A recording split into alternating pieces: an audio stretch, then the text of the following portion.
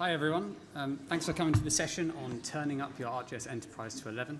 My name's Chris Barker, I'm a Senior Consultant in Professional Services, and I'm joined by my colleague Martine. Hi everyone, my name's Martine Cameron and I'm a Technical Support Analyst here at Esri UK. So in today's session, we're going to be taking a whistle-stop tour of some of the new features that are available with ArcGIS Enterprise 11, particularly 11.1, with some extras on upgrade considerations and a little bit on ArcGIS Enterprise on Kubernetes. But before we jump in, it's important to note that ArcGIS Enterprise 11.1 is now available and is the first major release or long-term support release of the 11 iteration. This should be the target version for all upgrades, and many of the features that we talk about today are exclusive to 11.1. Firstly, Chris is going to take us through some of the upgrade considerations for ArcGIS Enterprise 11. So Chris, over to you. Thanks, Martine. A major change at version 11 is the removal of the ArcMap runtime and Python 2. This means that any service or geoprocessing tool that you publish from ArcMap will no longer run in ArcGIS Enterprise 11 until it's migrated to the ArcGIS Pro runtime. It also means you'll no longer be able to publish any new services to ArcGIS Enterprise from ArcMap. It's important to identify these services ahead of time, and there are tools available in ArcGIS Enterprise 10.9.1 to help you identify and migrate services using the ArcMap runtime. If you're not already on version 10.9.1, we recommend upgrading to this version first to give you access to all of the tools available for a smooth transition to Enterprise 11. Furthermore, any geoprocessing tools that are written in Python 2 will need to be updated to use Python 3. Any scripts that have been written in Python 2 will need to be updated manually, but there are tools available in ArcGIS Pro to help you with this. There are some important changes to the system requirements of version 11 as well, which may impact your upgrade. Both Windows Server 2012 and Red Hat 7 support has been dropped, so if you're on either of these operating systems, you won't be able to upgrade directly to Enterprise 11. The ArcGIS Enterprise SDK has also moved to .NET 6, which impacts anyone using server object extensions or interceptors. There are resources available online to help you update your existing SOEs and SOIs to .NET 6. And for portal users, perhaps the biggest change at version 11 is the retirement or deprecation of several app templates. Several configurable app templates have been retired or replaced with new templates in the ArcGIS Instant Apps range. There's a full list of retired configurable app templates available online, but any apps using these templates will no longer be visible or viewable at Enterprise 11. Some classic app templates, like classic story maps and classic dashboards, have also been retired at version 11. These apps will continue to be usable at version 11, but they will no longer be editable and won't be supported. Several Esri raster-based maps have also been moved into mature support at version 11 and won't be updated. We recommend moving to Esri vector tile-based maps to take advantage of the latest map styles and updates. And it's also worth mentioning that Web App Builder was deprecated as of February this year. It's still going to be a part of Enterprise for a long time to come, but we recommend familiarizing yourself with alternatives like Experience Builder. We'll share some resources at the end of the session, but if you have any questions, come and talk to us afterwards. Now I'm going to hand over to Martine, who's going to take you through what's new in the map viewer. Thanks, Chris. Apologies. So you've recently upgraded, or you've deployed a fresh install of ArcGIS Enterprise 11.1. What are some of the new things that you can expect to see with the map viewer?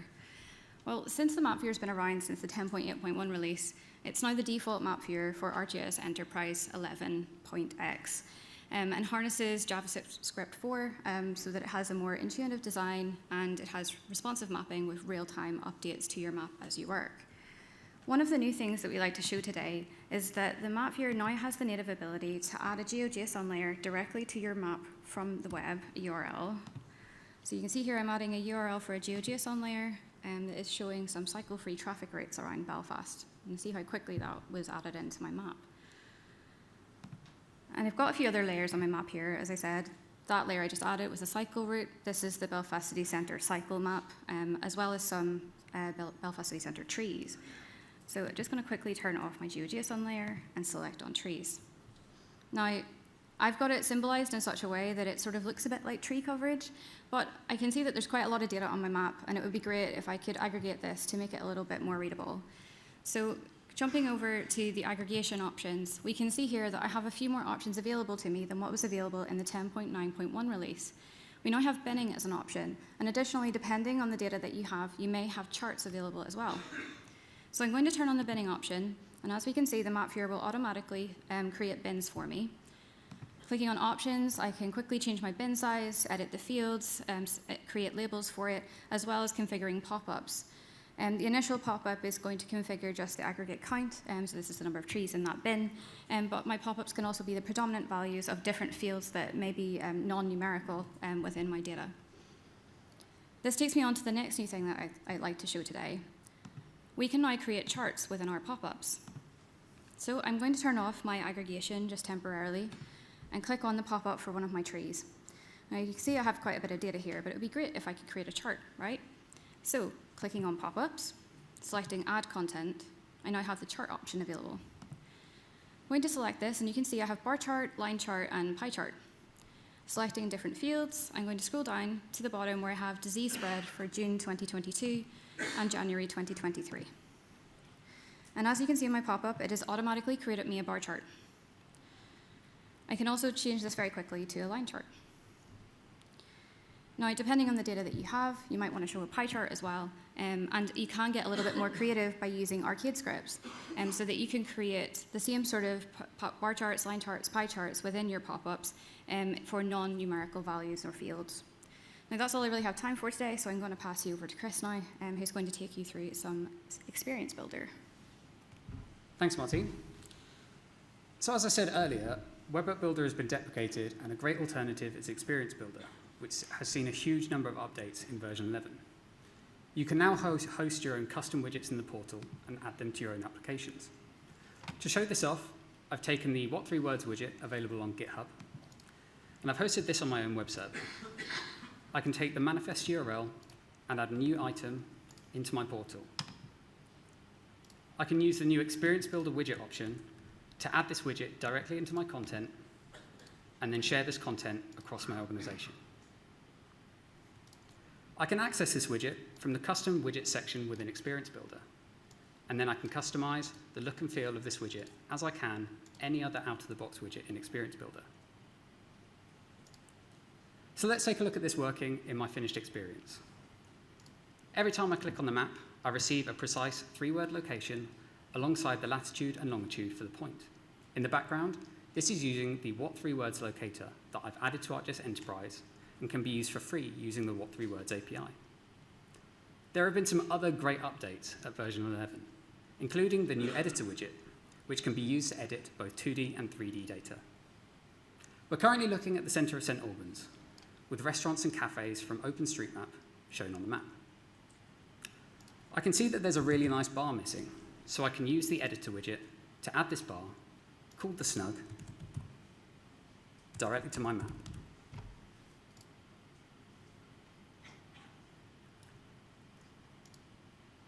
There have also been some great updates in the 3D space. On the left, we can see this 3D view of the Esri UK offices in Aylesbury. This floor-aware layer can now be explored using the new floor filter widget. So I can start to explore and interact with the floor plan of Millennium House. And on the right, we have this absolutely stunning 3D scene of Edinburgh Castle using blue sky Metro Vista data available in the ArcGIS Marketplace.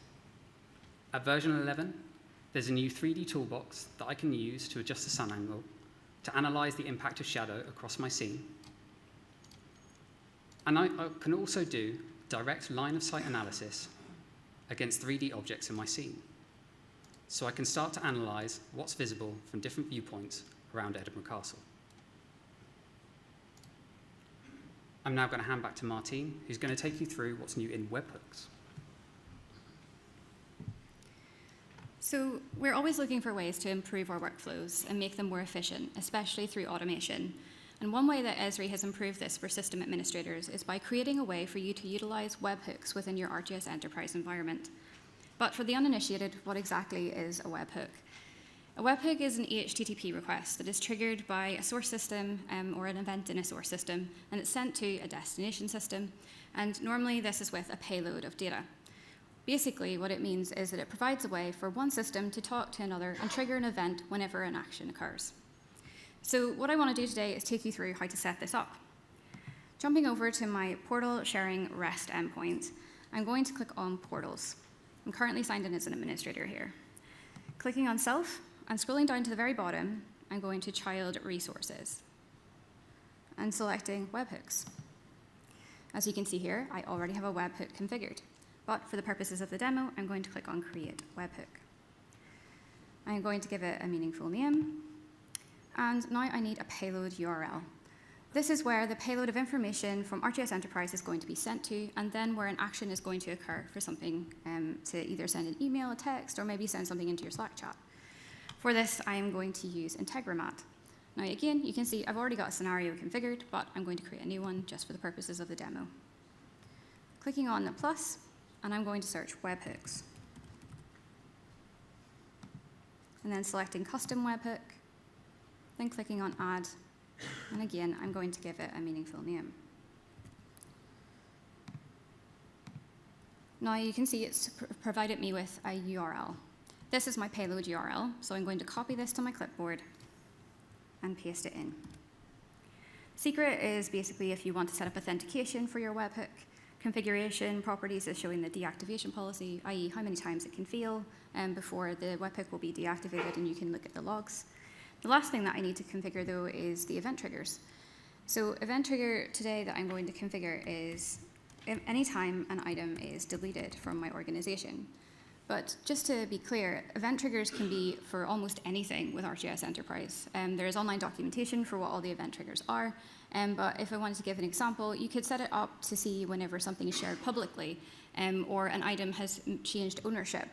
It can be for very specific items, so it can go right down to the item ID, but it can be for all items in your organization, groups, users, everything. So I'm going to jump back over to my already configured webhook. You can see here that it is doing exactly what I was going to set it up to do. It's tracking for items that have been deleted in my organization. And if I go into my already configured scenario in Integromat, and then open up here, you can see that it's being configured with SendGrid. So it's going to send me an email whenever an item is deleted from my organization. And you can also see here that I've got notifications down the side to say that something was deleted. So I'm going to quickly take a look at my emails. And as you can see, 2 items have been removed from the organization as I've been speaking to you, and now 3. I can see the item ID come through, and I can see that it's been deleted by my colleague Chris here. And I can see the time and date when it was deleted. Again, your payload URL can bring through more information than that. If you want it to bring through even what the item is called or something, it can do that as well. It's just what I've configured here today. So with that, I'm going to pass you back over to Chris now to take you through ArcGIS dashboards. Thanks, Martine. So as I mentioned earlier, classic dashboards have been retired at version 11 and replaced with ArcGIS dashboards, which bring a huge range of new functionality. In my opinion, one of the biggest updates might seem like one of the smallest, but it's a huge update to the user experience. The previous versions of ArcGIS Enterprise had no control over where new elements were added to the layout. At version 11, you can now choose where to dock new features. Let's take a look at this by adding another couple of new elements to my dashboard. When I click to add an element, I'm presented with a set of docking points around existing features in my layout. I can add a new indicator widget to the right-hand side of my map. And when this is configured, I can then add a new element and choose to add it anywhere else within my dashboard. For example, I can add it directly underneath my new indicator widget. So let's take a look at some other great updates in this dashboard I put together exploring Santander cycle stations across London, showing bike availability and average e-bike charge across the capital. The first update I want to highlight is the follow feature action. I'm currently monitoring a set of bikes that are moving around London. When I click on one of these bikes, the map immediately pans to the bike's current location. As the bike moves along the road, the map maintains its view on the bike, and the surrounding elements update as I focus in on this single feature. This enables me to track assets across the map, giving me real situational awareness. The second update I want to highlight is the new table widget, which gives me direct access to the data that I see on the map, and updates as filters and actions are applied. It can also be configured to use advanced formatting through arcade functions.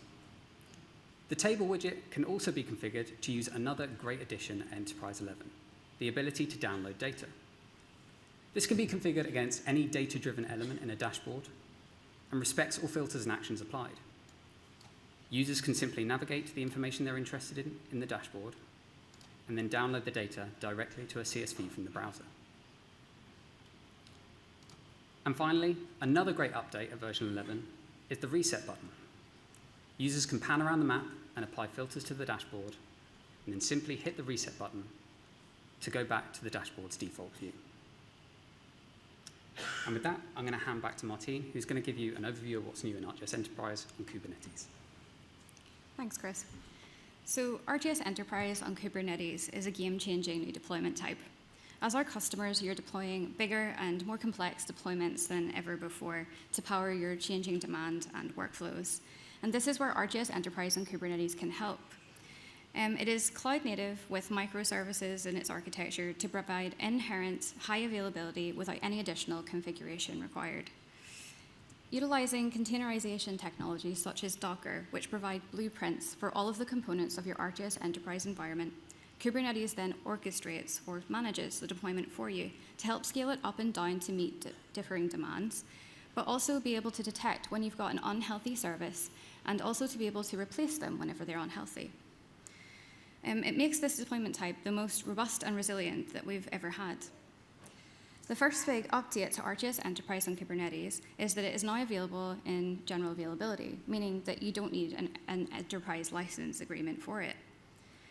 With the 11.x release, it now supports disconnected environments, so this is critical for a lot of our customers who need a completely secure, air-gapped environment. And we also have additional updates for supported data sources, including Oracle and SAP HANA.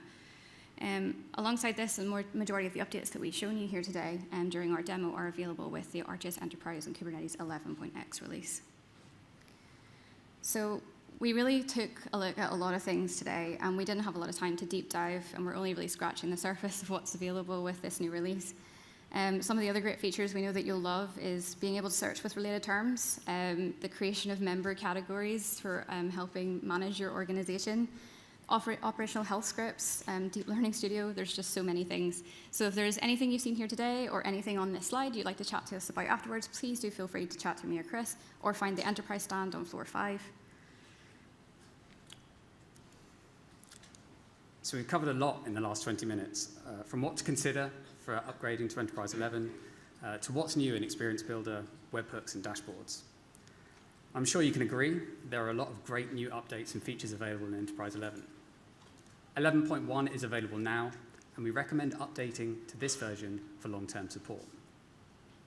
However, it is important to prepare for this upgrade. Understand the content you use and your organizational workflows and how these may be impacted by an upgrade to Enterprise 11. We'll leave you with some useful resources, but as Martine said, if you have any questions, come and talk to us afterwards or head to the Enterprise stand downstairs. Thank you very much and enjoy the rest of your day.